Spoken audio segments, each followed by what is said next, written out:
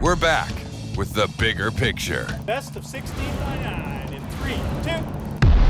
Well, our first season of 16 by 9 is drawing to an end, and it's been a wonderful year full of truly memorable, groundbreaking stories. So tonight, we leave you with some of our best memories and our best stories of this first season.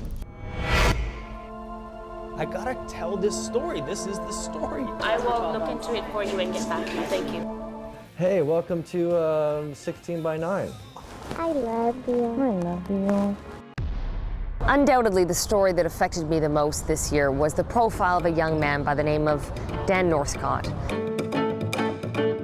Well, I always wanted to be a filmmaker. It's the only thing I ever wanted to do. Like 3 years old, that's what I wanted to do. A young filmmaker who was traveling the world making a documentary when he was suddenly diagnosed with terminal cancer. I've never experienced anything as terrifying as that moment for sure, because I had so many plans for the future. Now, instead of putting the camera down, Dan turned it on himself, determined to make a movie about beating cancer. That was the first thing that I felt was like, no, I gotta tell this story. This is the story.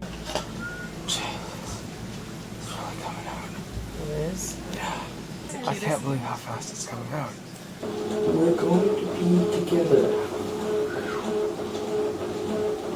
We're going to be together. Well, Dan lost his brave battle with the disease earlier this summer, but he left a lasting impression on all those he touched.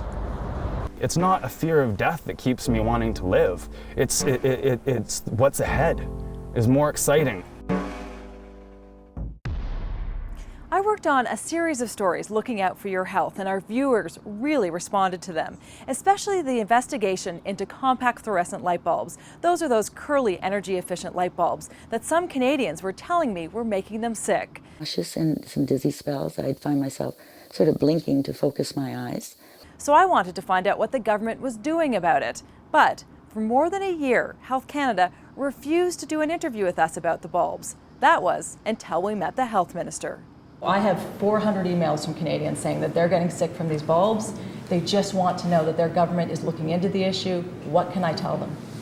Well, I will look into that. I've been in this job for 2 months, so I'm not aware of the study. I am looking into it. Why do you think Health Canada hasn't spoken to I us for will 12 look months? into it for you and get back to you. Thank you. Do you think?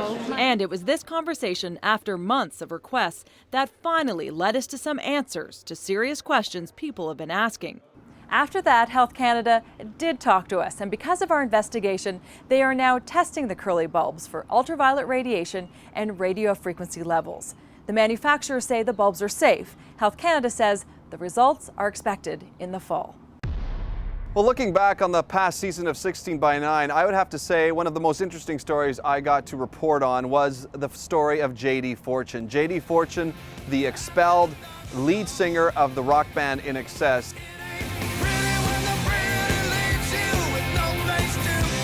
Not only because of the rock and roll politics that surrounded this story, but the fact that this was a true Canadian superstar that had risen to the glories of rock and roll and then overnight was fallen from grace. They said, we're going to take a break.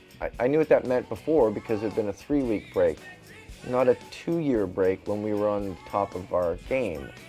I was left with unanswered questions as to why this was not continuing. After you spend some time with a guy like this, you actually start developing a bond, not just because of his story, but you spend time with a musician who actually spends time with you sharing his talent. Because I'm insane.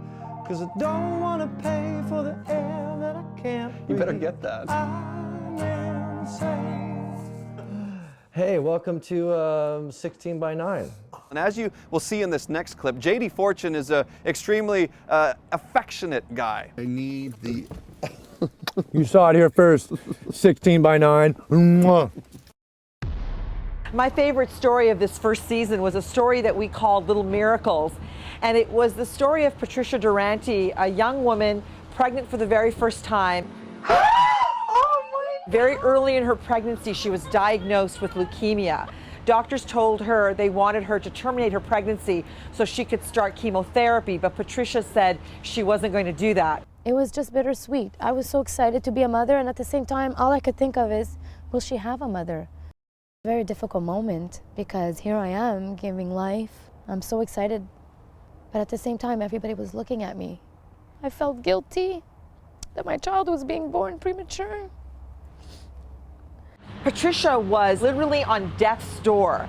And it's a very rare moment in anyone's life where you actually see life and death in the same room. And here she was, pale, weak. She'd lost a lot of her hair. But at the same time, she was giving birth to this little girl who would ultimately save her life. You're so beautiful. They injected this little bag of stem cells into Patricia, and literally a month and a half later, her immune system was rebuilt, and miraculously, 7 years later, Patricia is still alive. I saved your life. Oh, you're such a strong girl. And for some candid and funny moments behind the scenes of 16 by 9, just log on to our website at global16by9.com for some laughs. 16 by 9 is hitting the road. Help me find the most generous and courteous people in Canada using Facebook and Twitter. Tell me where to go. Give me some suggestions. Where should I sleep? Where should I eat? Would anybody be willing to give me a meal if I lost my wallet? Would somebody help me out if my car blew a tire and I was stuck on the side of the road? I need to know what you think.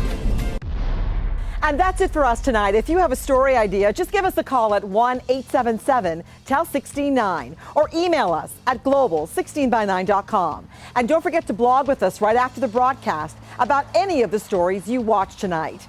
Thank you for tuning in every week, and thank you for all your terrific feedback. Stay with us throughout the summer, and we'll be back with more groundbreaking 16 by 9 stories in the new season. From all of us here, good night and have a great summer. Our final word tonight goes to our 16 by 9 viewers. I think it would be a great idea to see the show air at least 2 nights a week. Can't get enough of 16 by 9. 16 by 9, the bigger picture. That's a wrap.